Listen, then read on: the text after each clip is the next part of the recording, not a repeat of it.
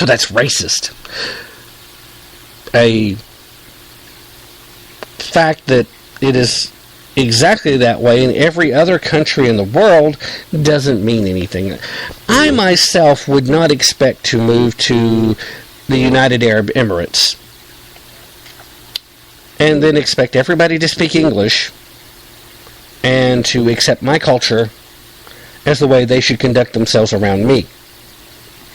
That would be not only incredibly arrogant, which it is incredibly arrogant, by the way, but it also would be incredibly stupid, because that's not going to happen.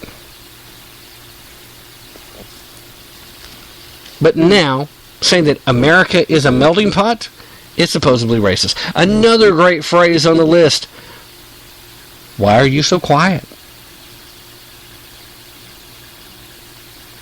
Yeah, really, that is on the list. The question, why are you so quiet? Like somehow their big statement here is that you must become complicit to the aggressive dominance of the new culture. What? Somebody asks you why you're being quiet. They want to know why you're not participating in the conversation, why you don't have something to add. And last time I checked, wanting someone to be part of the conversation and add their ideas into the mix was an attempt to be inclusive, not racist.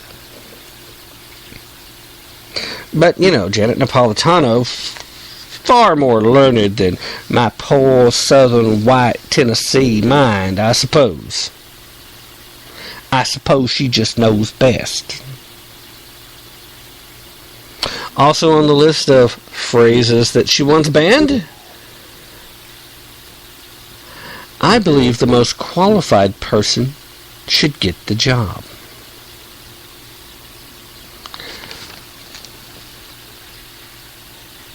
Yes, that too is racist, because that insinuates that anyone of a different race should have to work harder in order to have the same opportunities. Well, yeah, I would tend to agree that anyone of any race should have to work harder in order to have the best chance at an opportunity. I don't think that's racist. I think that is reality, or at least it certainly should be. Of course, not that anybody's going to accuse anybody in the so-called progressive movement of dealing with or living in reality. Now, these are all phrases that, according to the University of California System Speech Police, should raise red flags. Requests for faculty to quit perpetrating these statements of microaggressions are thankfully just that, a request at this point. But the fact that they come straight from the desk of UC President Janet-Napolitano leads them a little more consideration than just your average everyday request. This woman, in essence, is supposed to be the boss. Now, on January 5th, Napolitano dispatched letters to UC deans and department chairs inviting them to attend seminars to, quote, foster informed conversation about the best way to build and nurture a productive academic climate. This coming from Janet Napolitano. She's talking to the people who have been in education for a while, where she has not, but she is going to inform them. No wonder there were protests about her appointment initially. Yeah, even in California, there were protests about Janet Napolitano being named president of the UC system. Just FYI. Now, if we cut through all the crap, and let me read this again. She sent these letters to the UC deans and department chairs, wanting them to go to seminars to foster informed conversation about the best ways to build and nurture a productive academic climate. Bureaucratic speak for learn to keep your mouth shut. There are things you can say, there are things you can't. I am now your speech police Gestapo head. Now, these seminars were held on 9 of the 10 UC campuses throughout the school year. A professor who opted not to attend recently shared some of the details with the College Fix, and educational materials from the seminar are available online. Of particular interest is a handout titled Recognizing Microaggressions and the Messages They Send, which is adapted from a book by Columbia University psychology professor Darrell Wing Sue. I'm sorry, I say Wig. Anyway, Darrell Wing Sue.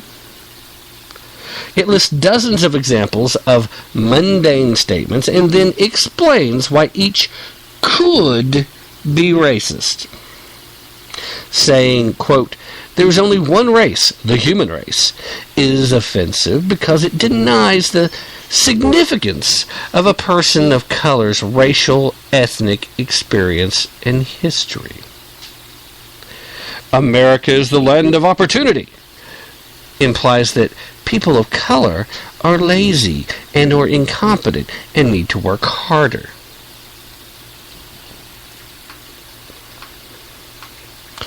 Asking an Asian, a Latino, or a Native American, "Why are you so quiet?" is tantamount to giving an order, assimilate to dominant culture. And stating the opinion, affirmative action is racist, is a microaggression by default.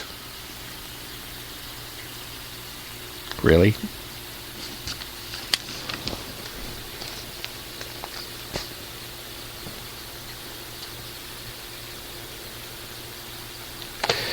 In an effort to explain that one, Oyan Poon, an assistant professor of higher education at Loyola University in Chicago, said in an interview, quote, "The statement that affirmative action is racist completely ignores the history and purpose of affirmative action, which is to address inequalities resulting from the many ways our government and society have prevented people of color from accessing economic, educational, and political opportunities and rights."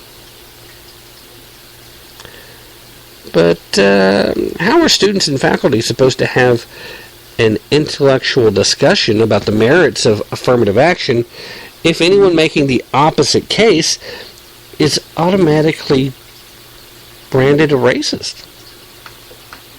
Hello, you're guilty of microaggression. Translation again. Shut up. Don't challenge us. We're the left. We know better. It's not that every assertion in the seminar material is wrong. Certainly some of the statements, when uttered with sufficient malice, could cause offense, I suppose. America is the land of opportunity. No, I think even with that kind of malice, it's not really offensive.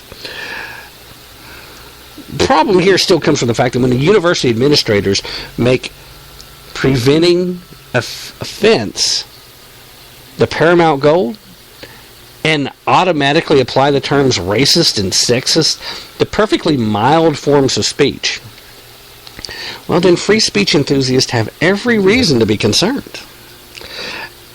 I mean, it has to be a distressingly high number of universities perfectly willing to resort to abject censorship to protect the delicate feelings of the easily offended, even though the First Amendment expressly prohibits them from doing so. It says, free speech, baby. It pretty much guarantees you will be offended. So develop some thick skin. Instead of being so thin-skinned about everything, stop looking to be offended. At any rate, the University of California system is no stranger to forbidding certain types of speech. Students at the Davis campus were previously required to complete an activity filled with content quite similar to the civility seminars. The activities, quote, words that hurt, force students to affirm that certain phrases, I'd hit that, I raped that exam, etc., were problematic before they could register for classes. Now, I have never once heard a student say, I raped that exam. I don't know. That must be a California thing. But at any rate, you have to go through a class that says these words can be hurtful, and you have to pass their little brainwashing exercise before they let you sign on for a class. Okay, fair. I mean, it's not like you don't know what these universities are up to when you decide to go there. If you don't, you need to do better research.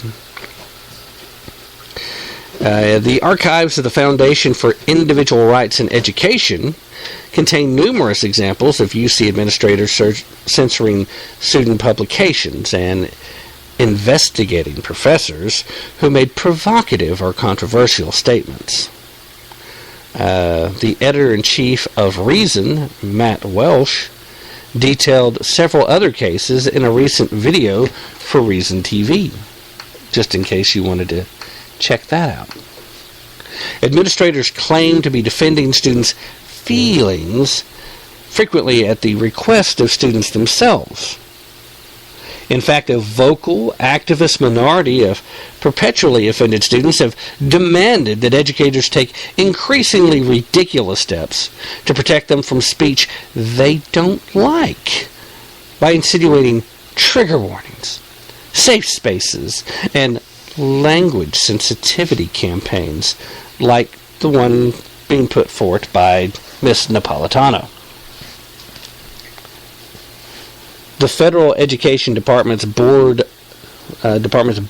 understanding of what constitutes harassment certainly emboldens universities to err on the side of censorship.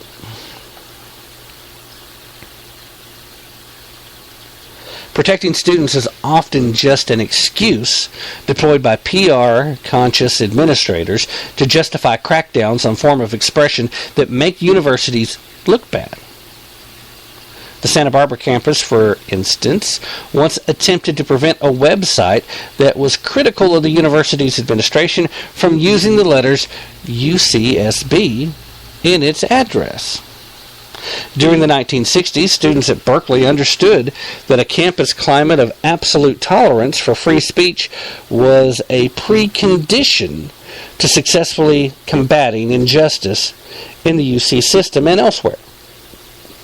Liberal and libertarian students and professors fought the administration for the right to hold political rallies, opt out of loyalty oaths, and advocate against the Vietnam War.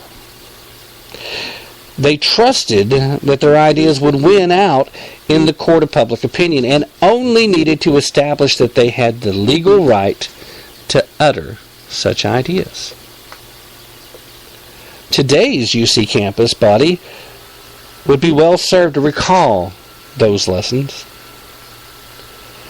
There is, in fact, no better place for unfettered free speech than the university campus, and students who spend their 4+ years in college without encountering provocation or offense won't be adequately prepared for life in the real world. Students should recognize a censorship-light approach like Napolitano's for what it is, an attack on the idea of the university as a safe haven for all kinds of speech. It also represents an absurd dumbing down of the concepts of racism and sexism, contrary to what the seminar materials assert. Exclaiming, "Wow, how did you become so good at math?" is not an act of aggression, micro or otherwise.